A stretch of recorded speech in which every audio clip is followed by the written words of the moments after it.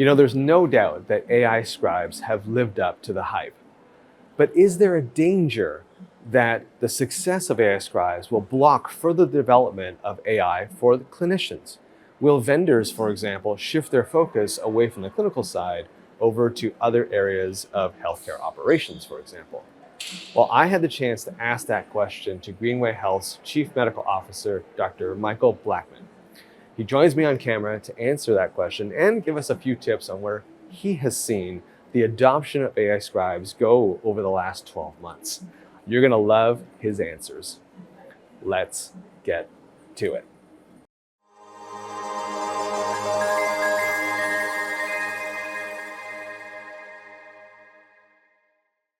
Well, Dr. Blackman, welcome back to the program. Thanks, Colin. It's great to be here. It's always fun to have a chance to sit down with you at the annual user group meeting here at Engage in Tampa, Florida. Lovely venue, by the way, which is kind of visible in the background here. Yeah, no, it's been a great spot. I think everybody's been enjoying it. Now, some big announcements made here at the show, as usual. All in on AI, but this year, unlike last year, we're talking about AI beyond the clinical side. But before we dive into that, I do want to ask you, since we spoke about it last year, the acceptance of Clinical Assist, which is your AI Scribe solution, has the excitement continued from last year? Yeah, no, I think the excitement has continued. I think people are discovering, those who hadn't already done, how much benefit and how much time savings can come from using the ambient scribe and how it can make life not only better for the clinician, but end up with better quality. Now, in fairness, as they say, people's mileage may vary, depending on how much benefit they get from it, depending on what their current workflow is, and depending on how, notes are very personal things to physicians, and depending on how picky one is about the language. If you like the words in a very specific order, well, you're going to spend more time perhaps going back and editing it, although it'll get better over time. If you're saying, well, no, it says what I intended, and I'm not so worried about the order of the words, then you'll get more benefit out of it. And, I've been hearing constantly here from people saying that their clinicians just continue to love it, that they can't imagine operating without it now. That says a lot about the value that it's bringing. It does. And I think I may have said this, when we talked last year. I am firmly of the belief that this will be the way people document going forward. The same way that, when e-prescribing was first introduced and people were like, oh, it's an extra step, I don't want to do it. When e-prescribing for whatever reason is unavailable, people are like, well, now what do I do? And this will be the same thing.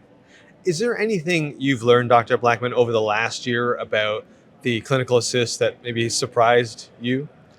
Yeah, no, I'm not sure is there something that really surprised me. I think the one thing that I think has surprised others as we sort of take it forward, and we sort of had seen this in the early adoption of it, is that how much it can sometimes catch things that you didn't hear. You're having a conversation with the patient, and you're thinking about your next question or the next step or what you want to dive into, and they say something, you just don't hear it. And that's not critical of the clinician. That's just the nature of a conversation. And so people go, well, wait a minute, it's hallucinating. I looked at my note, it's saying this, and the patient didn't say it. But then you go back and look at the transcript, it turns out they actually did. So you're ending up with this better level of quality that you didn't have before. So Dr. Blackman, let's get right into the meat of it. One of the big announcements here was the automated healthcare practice. And that is taking AI beyond the clinical side into other areas, the RCM side, the administrative side, the patient experience side. Tell me more about that.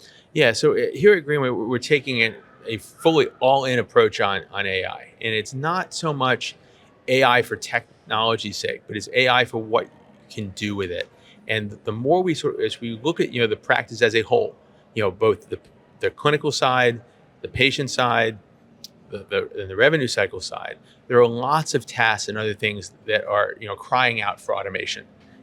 Whether that's improving the prior auth process, whether that's trying to push things further left in the process. So people talk about in the revenue cycle, well, you manage denials. Well, why do you have denials in the first place? So what can we do to sort of decrease that number? At the end of the day, there are always going to be some things that are going to fall out that a human's going to have to deal with.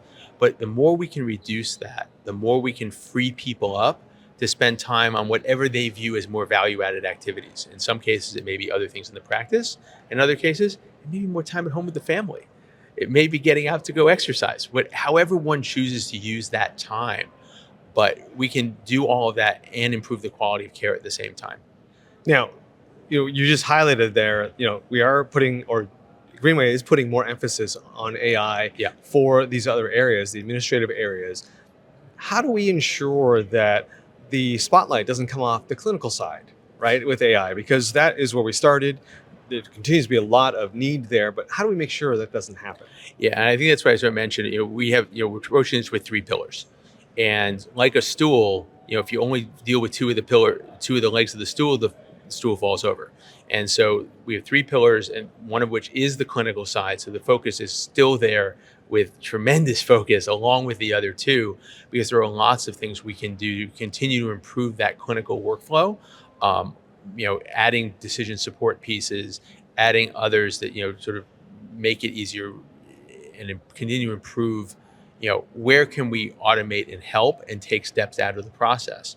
If we think about today, for capturing, whether it's for HEDIS measures or clinical quality measures or whatever quality improvement program you like, there's sometimes double documentation because you said it in the note and then you went and marked it off in the box and everything else so the system can handle it. Well, we can use AI and other things to help us automatically pull those, from the conversation.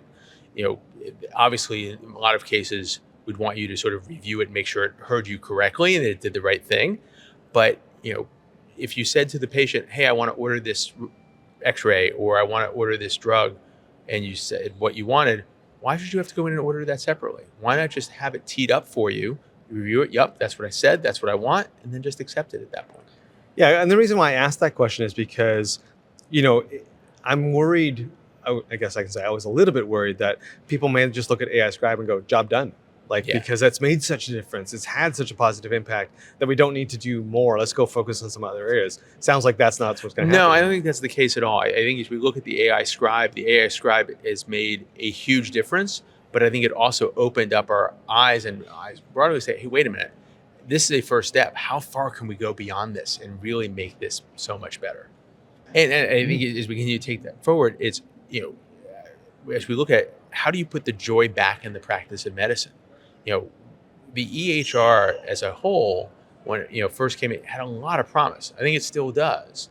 But did we get all of the promise and all of the benefit that people sort of suggested early on we were going to get? Yeah, probably not.